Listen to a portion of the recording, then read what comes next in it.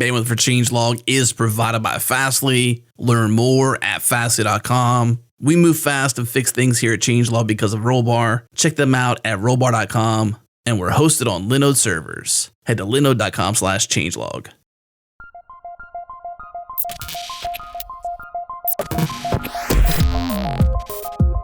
Welcome to Practical AI, a weekly podcast about making artificial intelligence practical, productive, and accessible to everyone. This is where conversations around AI, machine learning, and data science happen. Join the community and Slack with us around various topics of the show at changelog.com/community. Follow us on Twitter. We're at Practical AI FM. And now onto the show. So Wojciech, thanks for joining us in Practical AI. I know you've got a busy schedule today at O'Reilly AI, so thanks for taking time. Thank you for the invite. Yeah, and you probably don't need much introduction, but for those that don't know, Wojciech is one of the co-founders of OpenAI, and he's going to be talking today at O'Reilly AI about robotics and deep learning. Is that right? That's correct. Yeah, awesome. It'd be great if you could give the audience just a little bit of an idea of your background and what you're working on now. Cool. So, I spent some time at Google Brain. I spent some time at Facebook. I research. I finished PhD in the topic of deep learning. Even I spent many years ago some time at NVIDIA before actually deep learning was the thing. So it's kind of somewhat coincidental that all these things turn out to be extremely relevant. As you have said, Daniel, I'm one of the co-founders of OpenAI, and goal of OpenAI is quite ambitious, is to figure out the way to build general artificial intelligence, or to be more exact, how to build it in the way that, let's say, it's safe, or in a sense we can control it, or let's say figure out, let's say from political perspective, how to deploy it in the way that it is beneficial to humanity as a whole. Our approach is more or less as follows. We see various limitations of current systems, and we think what are the goals that we should attempt, such that if we solve them, it becomes clear that we live at these limitations. And particularly, there are, let's say, somewhat several kind of internal approaches how we go about the problems, but in case of what I'm doing, the motivation is as follows. So we know as of today that you can take extremely complicated computer games and machine can become superhuman in it. But the main criticism is, but that's just a game. It is kind of, let's say, unrelated to reality, confined into, let's say, the realm of the computer. And kind of sounds straightforward that we should be able to pull it off and apply it into real world. But turns out that many people tried and haven't succeeded for a while when it comes to let's say, more complicated robots and so on. I will let you ask me more questions and then I can tell you more. Sounds great. Yeah, I appreciate that. I was wondering, before going forward, if you could just maybe, I know you mentioned, OpenAI kind of going after general AI or general intelligence. I was wondering if you could kind of break that down for the listeners in terms of how that might be different from the research or the methods that other people are going after. So it is clear to me that AGI consists of more or less three components. So, you have to be able to inject gigantic amount of compute, most likely. You need to invent some new algorithms, and AI needs some kind of a data or environment in which it lives. Okay, so these are three main components that you have to, let's say, attack if you want just the capabilities of AGI. So I think that OpenAI is extremely well suited to pursue this goal because of a few reasons. One, we are not bounded by a product.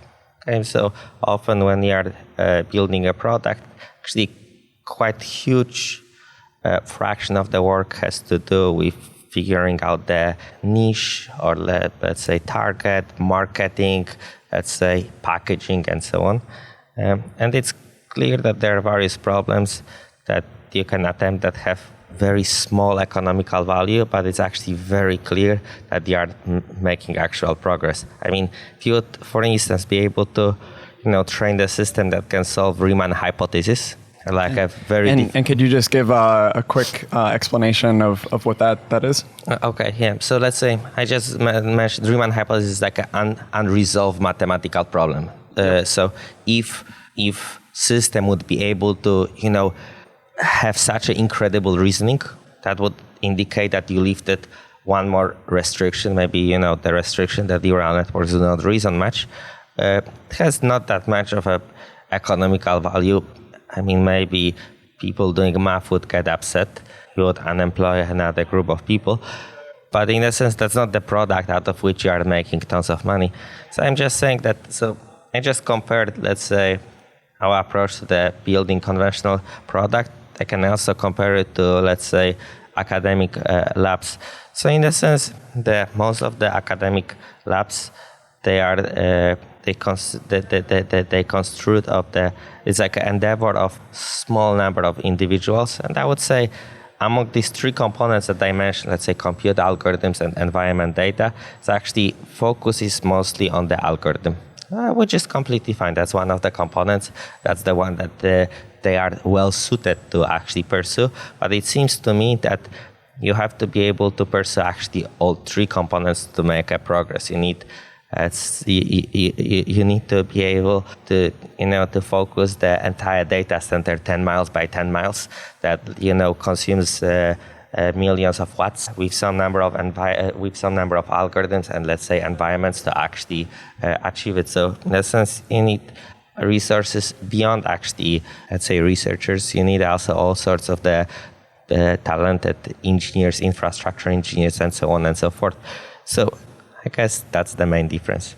Yeah, that helps a lot. And you kind of alluded to the fact that, in your background, you had experience with these different technologies that kind of coincidentally converged in this new hype around AI, and you co-founded OpenAI. And I want to get into the content of your talk a little bit later, but I'm wondering if you could just comment on what you see as some of the advantages and disadvantages of kind of founding a company that is really at the center of this hype around AI, and what your thoughts on that are, and how you see the field moving forward in the midst of all this hype. I think NIPS, NIPS conference sold out in like 15 minutes. It's like faster than a Taylor Swift conference or something. People are comparing the sales of tickets for NIPS to sales of tickets to Burning Man. Yeah, exactly. Yeah. So and OpenAI is really at the kind of center of that hype. Have you seen that kind of advantages and disadvantages to that, or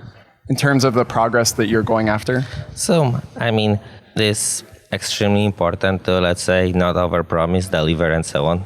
I mean, otherwise, over some period of time, it's gonna bite you in the ass. Simple as that.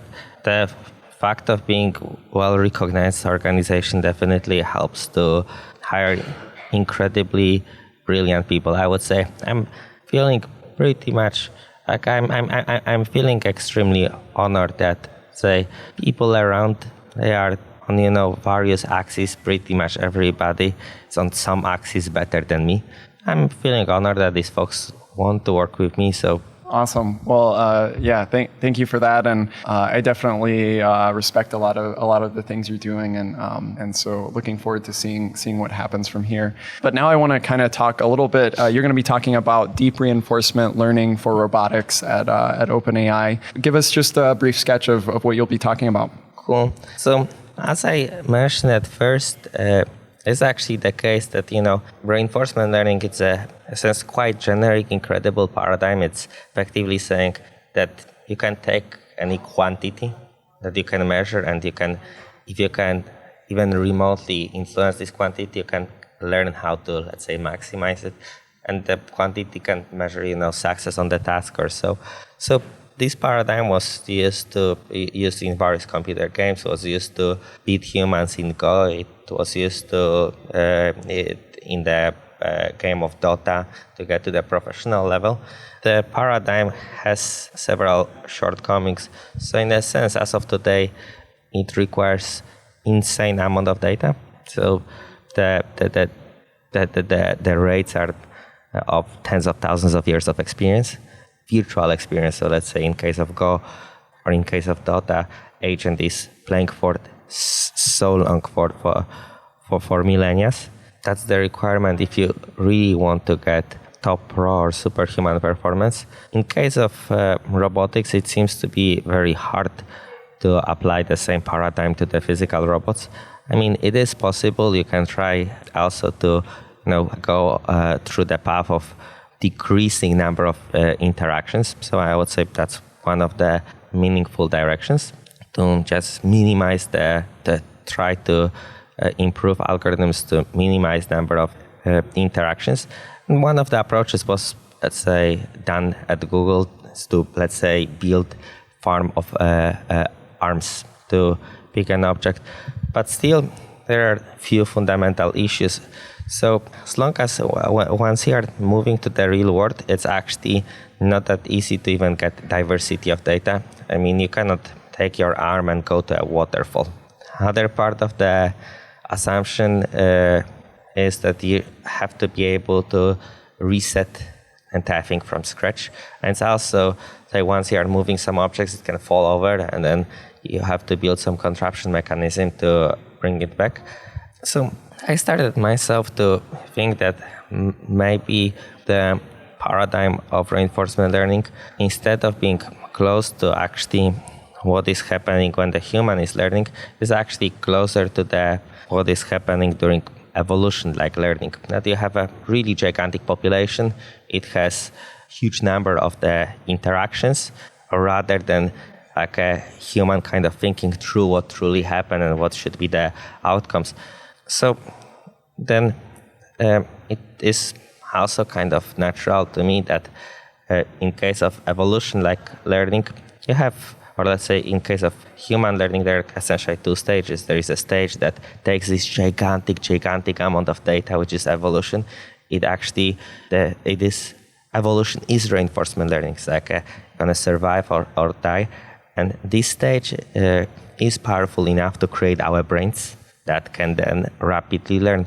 So I was thinking, it's actually not such a bad thing if we can learn in simulation to slightly add to do almost majority of the task, and then in reality there is quite rapid adaptation.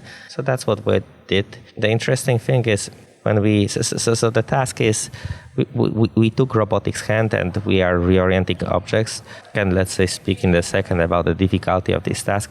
But solving the task itself takes something maybe like 3 years of virtual experience, but then to get to the capabilities that allow you for the transfer, that takes another 97 years. Oh, wow. Yeah. So the generalization to create a model that creates this kind of, or a response to adaptations takes the longest amount of time. Correct. Yeah. Awesome. And just to kind of clarify a few things. So like when you're doing this virtual simulation, we've talked already on the podcast about where deep learning fits into the spectrum of AI techniques. And we've talked about even like masks, RCNN in robotics context, but we haven't really dove into reinforcement learning yet. So I was wondering if you could just kind of give us a brief introduction to when you're doing the virtual learning in these kind of two stages. So you mentioned the first stage where it's kind of learning a task, and then the second stage where you're attempting to make it more adaptive.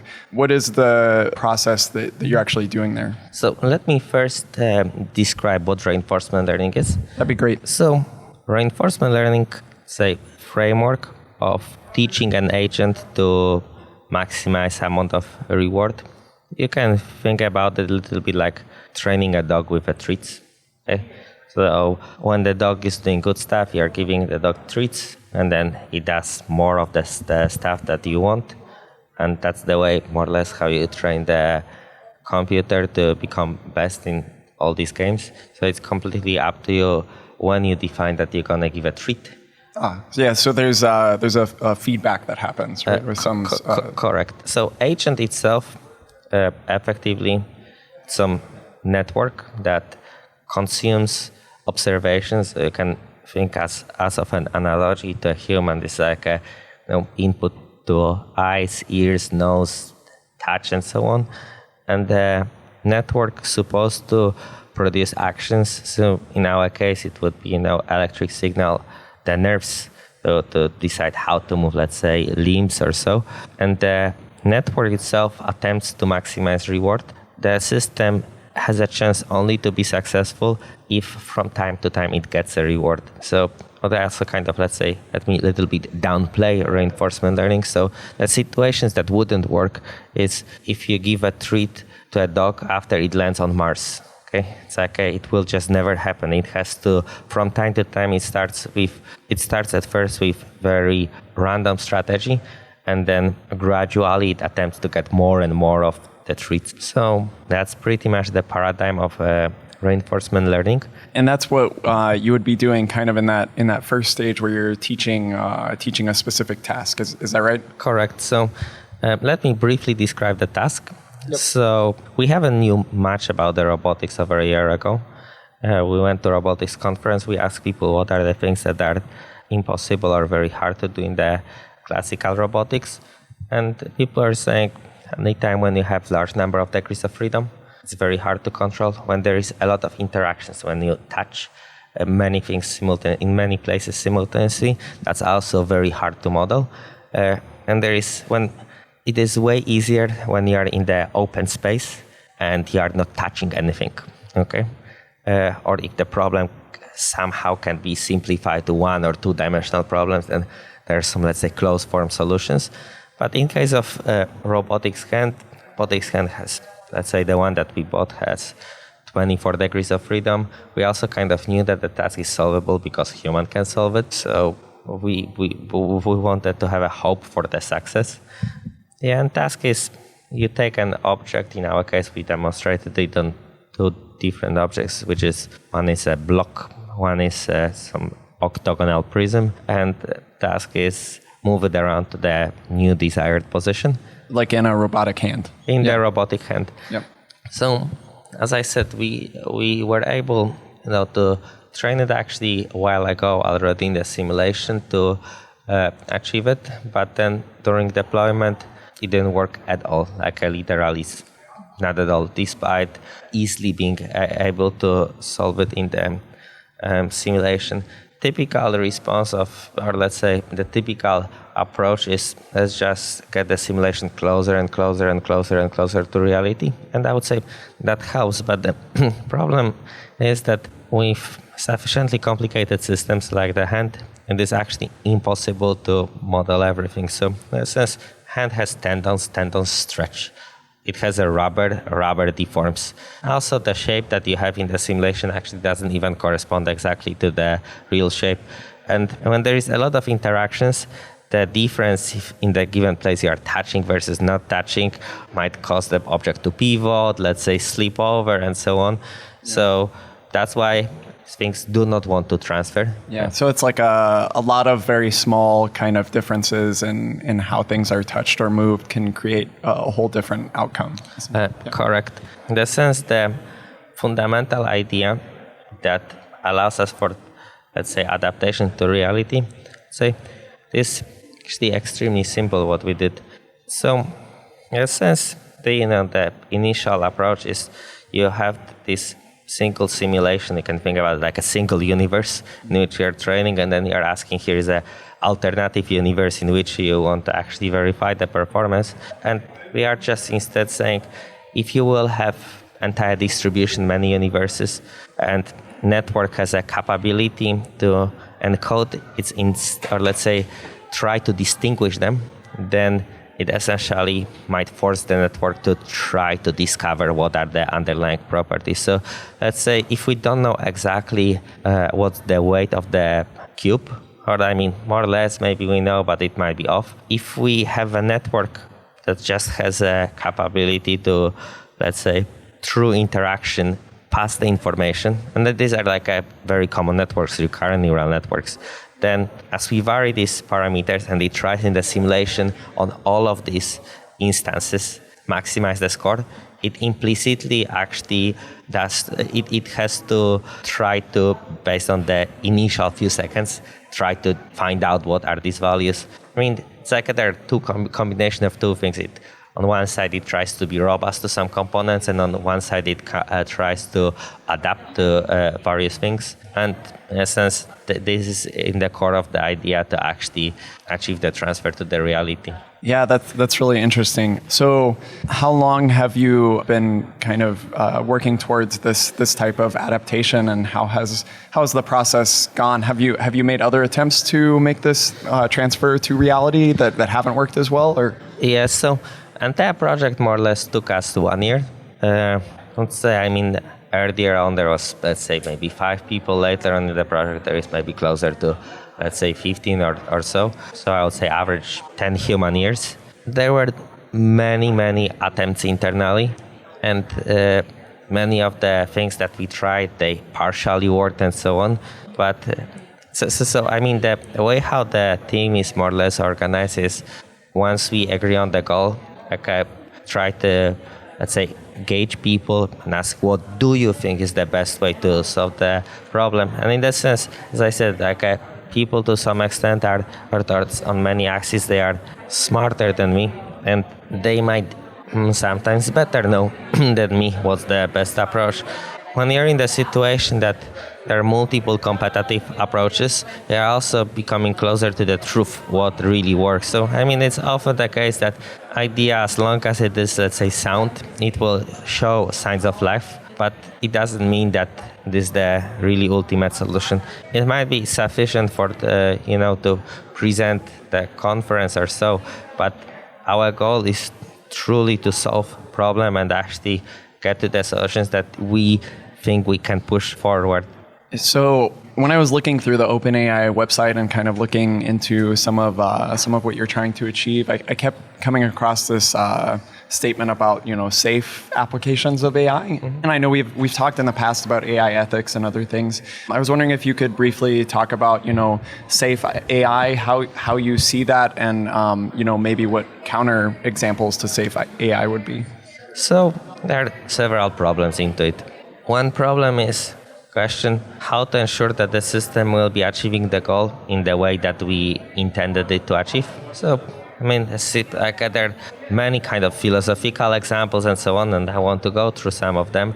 It sounds somewhat foreign, but simultaneously, we are starting to see that actually it is not as trivial to tell actually system what to do, because it is completely abstracted from our values, ethics, and so on. So in a sense, if you tell someone make money, it's the best way to make money is steal a car, say sell drugs, all the stuff that is really that you wouldn't intend the system to do.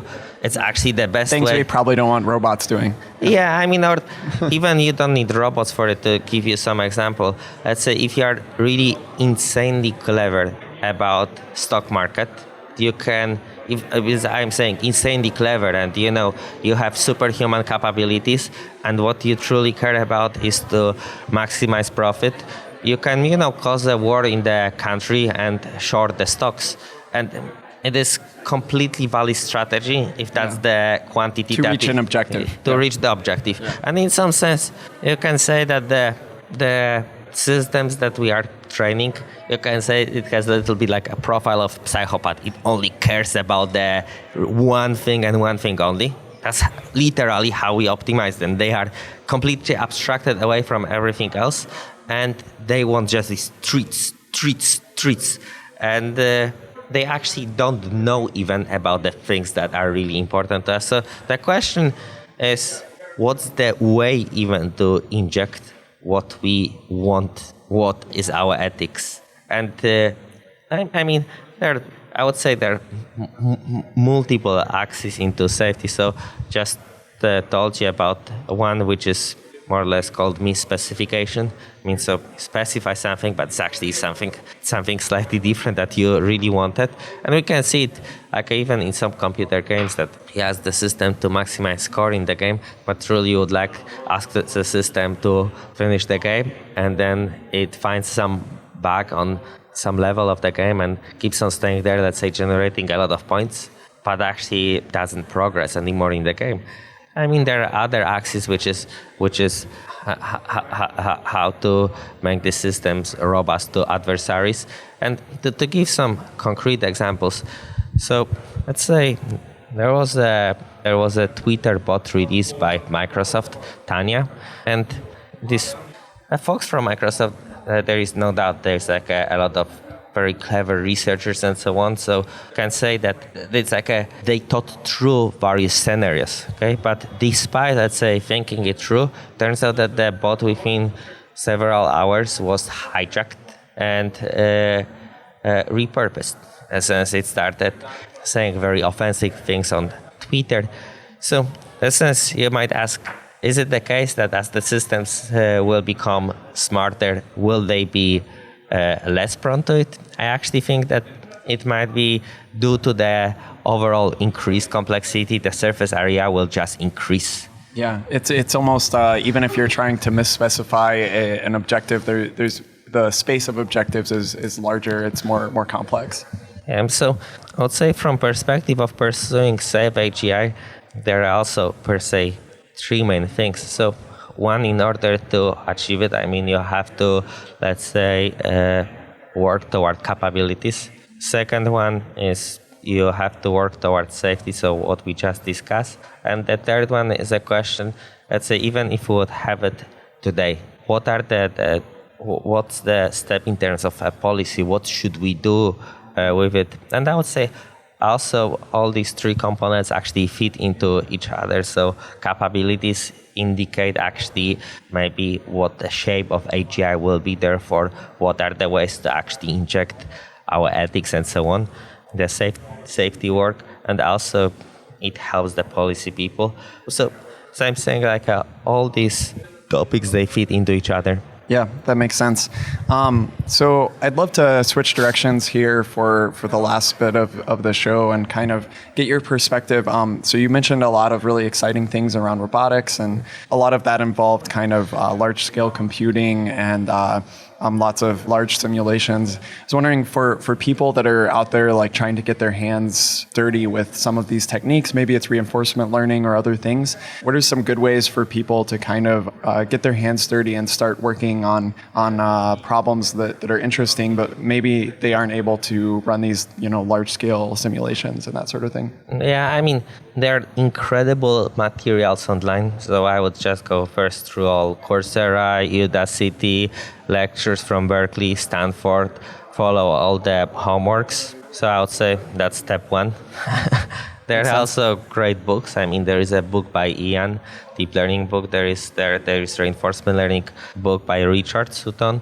Yeah, and so I would say that would be my starting point. And I think it's actually quite important to get very strong fundamentals, because in the sense, by default, when you run your models, first, they do not work at all. Yeah. And then the question is, so what do you do? And the simpler models, the fewer tricks or steps you have to do, and you have to familiarize yourself with them. The harder models, the larger number of these steps. So it's very likely that at first you don't know any of them. If you need to do 10 things, you are less likely to succeed versus if you need to do 2 things. I would really recommend to go through fundamentals instead of jumping right away to the most difficult architectures. And I would really recommend to, as much as you can, to implement things from scratch. Yeah, that's a great point. I know I've had some experience in the past where, some research comes out, it's really interesting, and, you can go to a GitHub repo within a number of days, and there's open source architecture there, but you try to run it and you see all these weird behavior, and maybe it behaves differently than you would expect, but it's really hard if you don't know the fundamentals to dive into the debug and advance. So yeah, that's great. I know I've appreciated what you've said about any one person, even yourself, who's advanced a lot in this field, doesn't have all of the pieces of knowledge to perform successful research or to advance a project. I was wondering, at OpenAI, how do you kind of structure your teams, and what do you look for when you're kind of putting together a team so that you have a variety of experience and perspectives to actually give a good result? So different teams, they have a little bit different values and they are differently organized. I can speak about robotics. It's extremely important to have people who are good team players. I would say also when we hire people, we hire it based on being incredible in something. It doesn't need to be exactly what they will be working on or so. It's like more or less you want to verify brilliancy, and that's a sign that a person can adapt whatever is needed. I also, let's say, so in a sense, want people to be able from day zero to contribute. Still, let's say, I encourage to spend 1 day per week on, let's say, do arbitrary learning. We have, let's say, internally curriculum with simple stuff. I like people who are excited about resolving problems. So in the sense, when it comes to difficult problems, as for instance, as the last project, it is very common that the time in the middle is when everything is extremely difficult. And you need the people who have this, let's say, internal energy that they can, still push it through and get it through. Yeah, so persistence and motivation, a passion for the problem. Correct. Yeah, awesome. Well, I'd love to take time if there's anything, where can people find out, more about OpenAI, and are there any kind of open source projects or papers or efforts that you'd like to kind of share? And we'll for sure post those in the show links and everything. We are quite frequently releasing what we are able to build on our blog. So that's at the openai.com website. We're also quite active on Twitter. So it's twitter.com/OpenAI. There were, you asked about the research proposals or so. We posted, I think, even twice, let's say, a bunch of ideas for projects for people if they want to pursue it. There is even indication of the level of difficulty. That might be a place to start. Awesome. And where can we find that? That's also on our website. Awesome. Well, I really appreciate you taking time. I know that you must be busy and you're getting ready for your talk, so I'll let you get back to that. But thank you so much for joining us. It was a really great conversation. Thank you, Daniel.